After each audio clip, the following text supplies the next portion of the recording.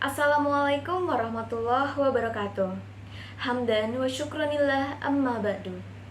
Yang terhormat Ibu Friskadila, SPD MPD, selaku dosen mata kuliah Bahasa Indonesia, serta rekan mahasiswa Universitas Terbuka yang saya banggakan. Marilah kita panjatkan puji dan syukur kehadirat Allah Subhanahu wa Ta'ala yang telah memberikan nikmat iman dan nikmat Islam kepada kita sampai pada hari ini. Sholawat beserta salam semoga tetap tercurah limpahkan ke baginda alam Habibana wa Nabiyana wa Maulana Muhammad Sallallahu Alaihi Wasallam. Rekan mahasiswa yang berbahagia, perkenalkan, saya Lisna Nurliani, NIM 0448036601 dari Prodi Manajemen UPBJJ Jakarta. Pada kesempatan kali ini, saya akan menjelaskan tentang dampak pandemi COVID-19 di Indonesia. Virus corona pertama kali muncul di Wuhan, Hubei, Republik Rakyat Tiongkok pada 1 Desember 2019. Virus ini menyebar melalui percikan lendir yang berasal dari saluran hidung dan mulut manusia, sehingga penyebaran virus ini sangatlah mudah.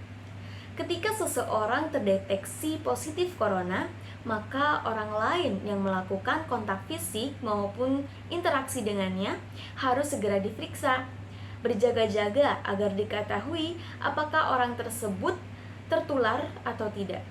Tidak heran, dunia gempar dengan adanya virus ini. Banyak negara yang merasakan dampak dari virus ini, salah satunya Indonesia.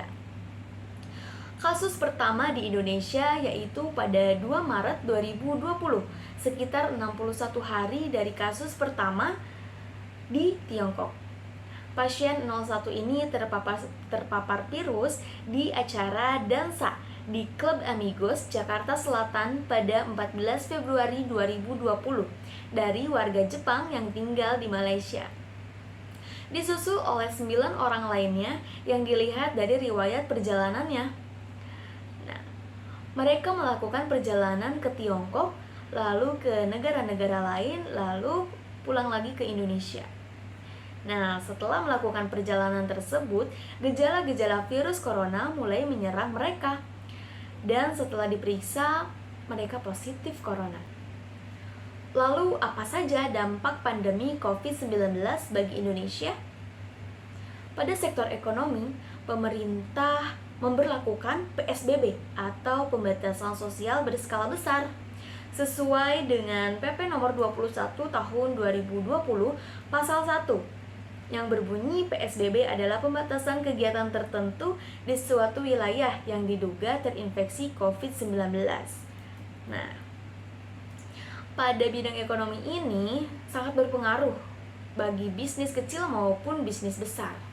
Banyak sekali bisnis kecil yang gulung tikar karena sepinya pelanggan atau pembeli yang membeli produk atau jualan mereka. Pada bidang sosialnya, pemerintah juga memberlakukan social distancing atau menjaga jarak dan tidak melakukan kontak fisik dengan orang lain. Nah, jaga jarak ini minimal 1 meter ya. Dari hal ini, banyak perusahaan yang menerapkan work from home atau bekerja dari rumah, sehingga para pekerja tidak perlu datang ke tempat kerja untuk bekerja, cukup di rumah saja, lalu mereka bisa melakukan aktivitas kerjanya. Nah, selain work from home, ada juga kabar yang kurang baiknya, yaitu banyak perusahaan yang mengurangi karyawan atau PHK. Saya punya pengalaman tentang pekerjaan di masa pandemi. Pada saat itu, saya sedang mencari pekerjaan. Lalu, dapatlah saya pekerjaan tersebut, melakukan interview, melakukan tes, MCU, dan sebagainya. Nah, pada rangkaian awal masuk ke perusahaan tersebut, perusahaan itu memberlakukan isolasi mandiri selama 1 minggu sebelum masuk ke perusahaan tersebut. Dan pada hari pertama kerja, saya dan rekan-rekan saya yang lain harus membawa surat keterangan bebas dari corona atau negatif corona sebagai syarat bisa masuk ke perusahaan tersebut. Sampai pada hari ini pun saya masih mendengar bahwa masih ada rekan-rekan yang lain di tempat kerja saya itu sedang melakukan isolasi mandiri. Maka walaupun Corona datang dari 2019, 2020, 2021 dan sampai detik ini 2022, ternyata COVID-19 itu masih ada. Seperti itu. Adapun dari bidang pendidikan, pemerintah memberlakukan sekolah via online dengan memanfaatkan teknologi dan data seluler dari handphone genggam. Serta tidak ada ujian nasional. Dari materi yang saya sampaikan dapat disimpulkan bahwa COVID-19 ini sangat berdampak bagi dunia, bagi semua negara, khususnya Indonesia.